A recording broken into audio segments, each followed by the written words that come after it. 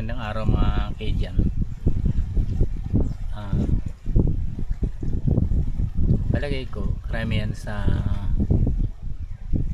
inyo, particular sa taga Batanes, curious ba kayo or natanong nyo siguro sa sarili ninyo kung sino ba tong si Tomas na to?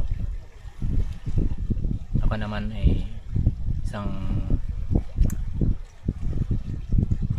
kalahating half Batanes, half Bisaya, kasi late ang nanay ko, at kung saan saan tinapon, parang hindi tinapon, kung saan saan nanggaling, sinilang sa Mindanao, bumalik sa Manila, pumunta sa Batanes, pumunta sa pansamantala sa Pampanga, at bumalik sa Manila para makipagsapalaran. Alam niyo po, mahirap talaga ang buhay ng mahirap,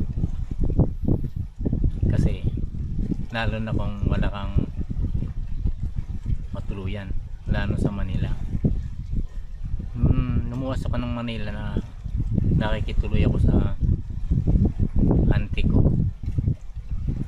Tuwing umuwi ako, hindi ko malaman kung saan ako matutulog.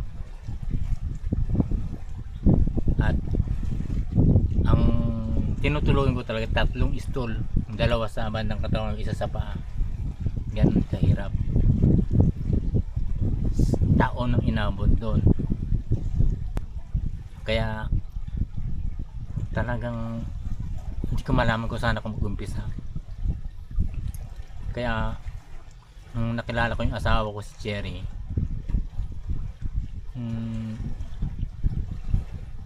at least minahal niya ako. Hindi naman sila mayaman, pero parang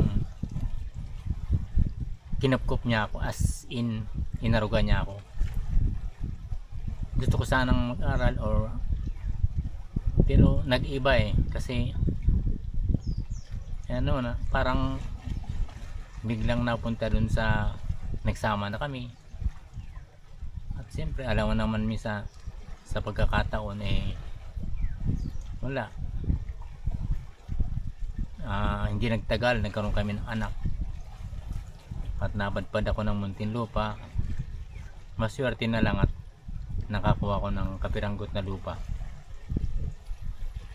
na matayuan ko ng paniwala ko, kasi ang pagiging janitor napakahirap bilang parastos.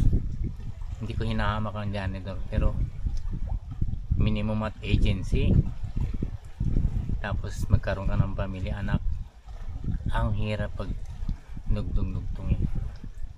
At doon nag-umpisa ang buhay ko sa bayan ng Muntinlupa. Yun, marami na rin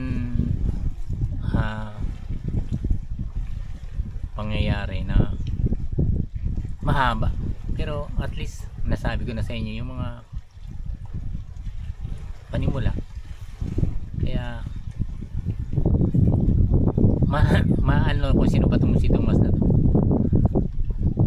At least na nyo na siguro, na pagtanto nyo na galing talaga sa hirap.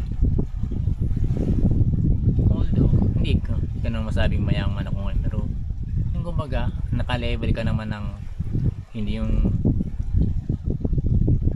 isang kahit isang tuka, yung inangat ng konti, ganun lang.